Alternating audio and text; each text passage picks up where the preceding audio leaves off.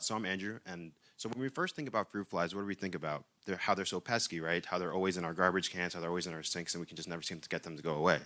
But I'm here to tell you that they're actually an extremely important organism that biologists study every day through a process called microinjection. They've even been used to study viruses such as coronavirus.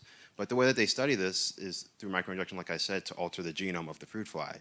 So microinjection is a process where you use an extremely fine needle tip and try to inject that into a microscopically small embryo, and then inject an extremely small amount of DNA into that embryo.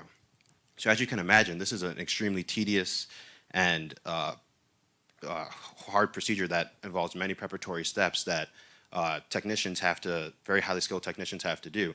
So it really creates a bottleneck when trying to study this organism. So what we wanted to do was try and reimagine this procedure by trying to make it as simple as possible so that a robot would be able to do it.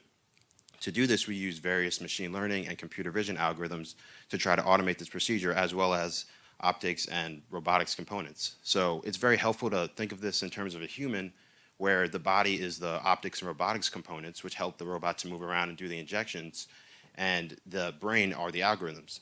Now, these algorithms help us to figure out exactly where all the embryos are on a given petri dish, and also, once we've done that, figure out where exactly we have to inject all of these embryos. So the fact that we can do this helps us to eliminate many of the preparatory steps and tedious steps that the highly skilled technicians have to do these injections. And all you need for the robot is just an overseer to hit run, and then you can view the injections. So when we compare this to injection technicians in terms of results, we were able to show that we can get fruit flies with glowing green eyes and a glowing green thorax, which signals that we had successful transgenesis, which means we had a good injection. And also, when we compare the speed of this robot to the technicians, we were able to show that this robot can perform more than 2 times faster than the technician, but also still maintain survival and transgenesis success rates similar to that of the technician. So we believe that this robot can do normal manual microinjection experiments, but beyond that, we think that this robot is capable of doing experiments at a scale that has never been done before, and as a result, this will enable us to figure out new discoveries about the fruit fly and potentially link this to humans because of the disease genes that humans have that are similar to the fruit fly.